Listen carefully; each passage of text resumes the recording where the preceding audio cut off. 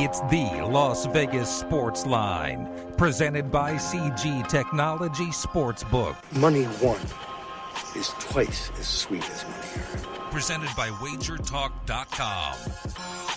And here we go. It's the Thursday edition of the Las Vegas Sports Line, coming to you on the sports leader, ESPN Las Vegas. I'm Dave Cokin. Marco DAngelo is here today. Ari Platinum's producing the show.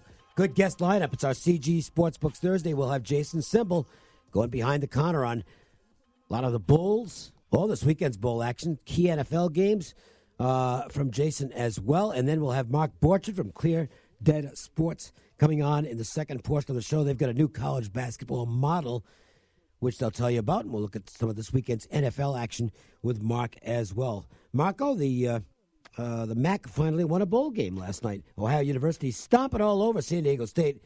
We both on the wrong side of this one. The Aztecs turned out to be as bad as they looked at the end of the regular season. They did not get better, and they were clearly the second-best team on the field last night. No fluke here. It's just a bad read. Ohio was the better team, and they won convincingly. Yeah, there was only two teams on the field. They might have been the third worst team. Really. I've never seen a Rocky Long team look that bad, but let's give it to Ohio and Frank Solich. He did a good job, had his team ready to play, and put the MAC on the scoreboard. They finally got one. And the favorites, Dave, are just tromping through the bowl games. And this is very uncharacteristic because we've done a lot of videos where we've talked about bowl games and handicapping.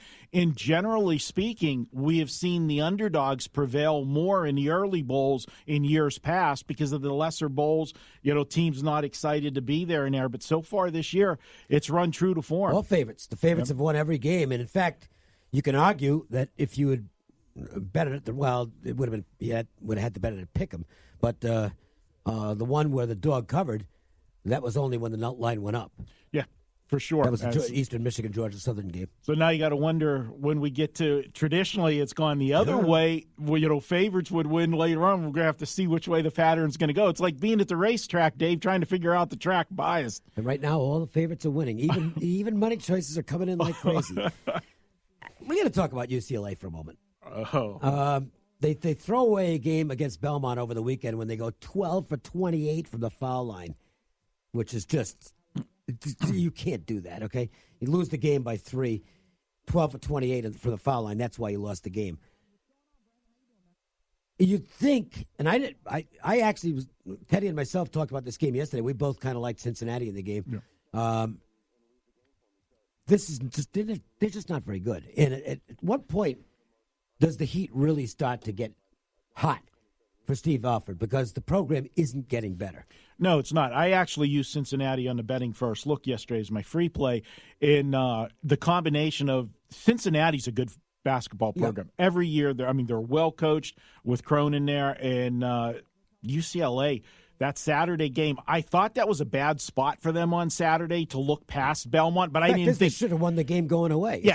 If they make the free throws, it's not close. Right. But the performance they had yesterday to just get blown out of the building, so much expectation when he come to UCLA. This is a place they've had some big name coaches. Let's face it, but the expectations are justified. It's UCLA. You're not supposed to be ordinary. No, you're not. But we've seen a couple coaches now come in there and not be able to get the job done. Ben Howland came in there, with bells and whistles, how many years back when he left Pitt. But they were better than this. Yeah. This team stinks, okay? They're not even a top 50 team. And to me, that's inexcusable for a UCLA program. There should never be a season where UCLA is outside, say, the top 40. They actually should be perennial contenders. With the tradition and the way they should be able to recruit in California, L.A. area, I agree with you 100%. The only thing they got working for them is with our basketball teams that get off to these kind of slow starts because of the season, as long as the season is, and so much emphasis comes down to the conference play. Yep. They can turn things around. And the conference isn't any good. Yeah. Okay, it's just not a good conference this year. Who do you put on top in the Pac-12? By the time the conference tournament rolls around, I think Oregon will be the team to beat. They're so big. They've got Pritchard's a really savvy floor leader. And this isn't the best Oregon edition that we've seen in the last few years. They'll get better. They're going to get better. They're getting used to playing with one another, and I think they're going to be pretty good. Washington's okay. Arizona State shows improvement. Yeah. Arizona's not real good this year, but Miller's an excellent coach. USC is not living up to billing again. And there's another one where, the coach came in from smaller program, did a great job, step it up, and it's not getting done there. Nope, sure isn't. All right, let's look ahead to tonight's action. We will begin doing that with our Thursday edition of the M.J. Christensen 4 at 4. 1, 2, 3 into the 4. Put them fours up. Put the fours up, I said. Do it right now. Tonight's action is just around the bend, and the guys want to get your night off to a great start. 4. It's the Las Vegas Sportsline's 4 at 4. Not 1, not 2, not 3, but 4. Unbelievable. And we'll begin in Salt Lake City, where the Jazz are at home to the Rockets, and I'm just guessing that the situational play here is not going to be Utah. The Jazz in this one, you've got. I've got coming Houston, up the Warriors game. Coming up. Did I put the wrong game down? Yes, you did. It's Houston at Miami tonight. Oh, okay. Okay. I don't know why it came up with Rockets Jazz. Well, I handicapped Houston and Miami because that's who's playing tonight. But you look at this one, Dave, and you do got the Rockets coming off of playing last night. They had the blowout win over Washington, 136-118. This is a team, Houston, right now. They were a disappointment at the beginning of the season. They put 5 in a row together, Dave. Now, and other than it being the back-to-back situation, I'm going to ignore it because Miami's returning home off of a very long road trip, 6-game road trip. I don't like teams in that first game back home. I'm going to go with the team that's on the roll right now. And the other part of this is Miami's not shooting well at all right now. In their last 15 games, Dave, they've been held to 45% or less from the field in 13 of the 15 games. In Houston, 22-10 against the spread in road games off of a home win the last 3 seasons. I'm on the Rockets. I'm going to ride the momentum. The other half of the Thursday TNT doubleheader, and I know I wrote this one down right, is the Mavericks and Clippers. And the Clippers were riding high for a while, but they've regressed. And not surprisingly, I would think. Dallas, I don't remember what the preseason prognostications were for Dallas, but I think they probably overachieved. They've definitely overachieved. Now, one of these two teams is going to stop their losing streaks. These were two of the surprise teams to start the season. Dallas was playing very well, and, of course, the Clippers were off to that fantastic start. But the Clippers right now, they've got a 4-game losing streak. Dallas has a 3-game losing streak. And the interesting part of the Dallas losing streak, Dave, he's only playing 7 minutes a game right now as he's coming back. But guess how many games Dirk Nowitzki's been back? 3. Guess how many losses in a row the Mavericks have? 3. Just a coincidence. It changes a little bit of the rotation and the momentum and the chemistry. The Clippers, part of their problem with the losing streak, Dave, they had a long road trip that started it.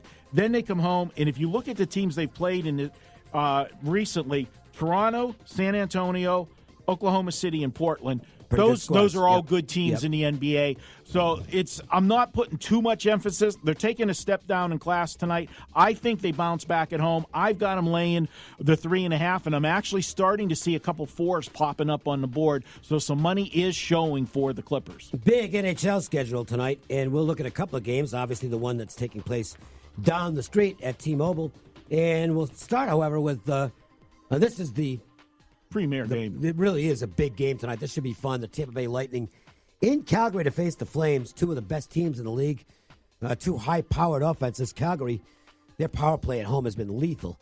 And Tampa, just a really dangerous team that can string together goals at any time. This should be a fun game tonight. Dave, you follow hockey more than I do. Right now, to me, I put Tampa Bay as the best team in the NHL. I had them number 1 in my power ratings. Okay, and they're playing at a different level. They're 9-1 in their last 10 games, but Calgary, is 8-2 their last 10 games. But as you talk about scoring machines, this Tampa team, they just score at will almost. This is a team that in their last 10 games, they've scored 4 goals or more in 9 of the 10 games. Pretty awesome. And they only scored 4 twice. The rest of them have been 5s, 6s, and 7s. Yep. They're unbelievable. And you look at a stat here. Tampa Bay, when they're coming on and they're on the road and coming off a blowout win, and I consider a blowout win 3 goals or more, they're 10-1 the last 2 seasons. That sets them up tonight. And you talk about both teams being scoring machines. Calgary is 8-1 to the over at home when they're playing their 3rd game in 5 days this season, and they're 11-2 at home when the total was 6 or more. We're looking at a 6.5 in this game. They're expecting a lot of scoring.